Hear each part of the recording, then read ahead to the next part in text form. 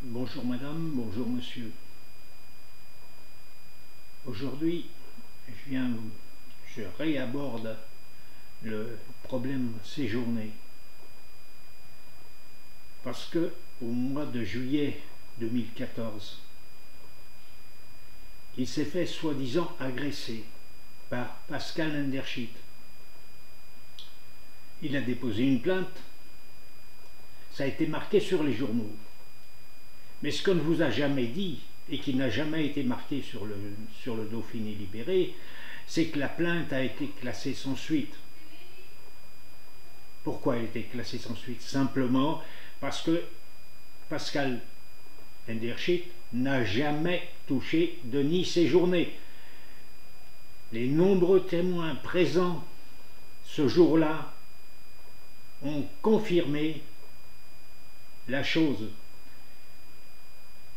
Donc, le parquet a classé la plainte de Séjourné sans suite. Ça, on ne vous l'avait jamais dit. J'en reviens à ces manchons, parce que c'en est encore un. Du 27, là c'est un faux en écriture, c'est même plus un mensonge, c'est beaucoup plus grave. Du 27 juin 2014, il a présenté aux 36 élus de la communauté de communes Cœur de Chartreuse un faux document.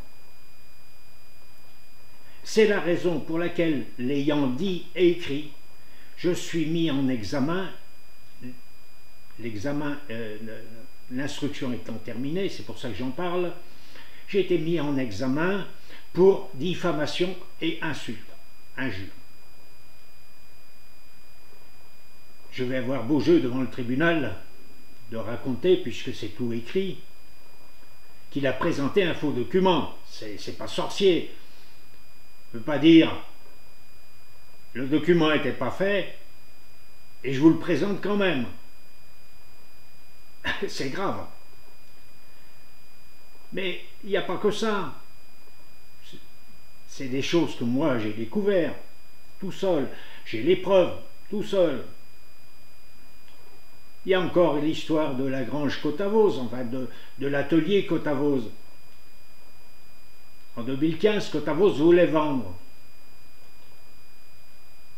Eh bien, on l'a fait estimer par les domaines. Valeur du bien, 1,2 million.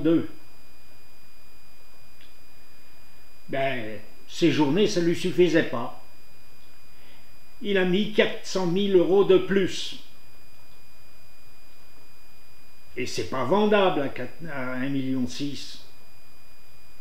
Donc il va nous rester cet atelier un certain temps sur le dos. Et il a eu culot dit que c'était une opportunité, qu'il fallait se presser. Alors que c'était en vente depuis longtemps et qu'il ne trouvait pas d'acheteur. D'ailleurs à 1,2 million, il n'aurait même pas trouvé d'acheteur.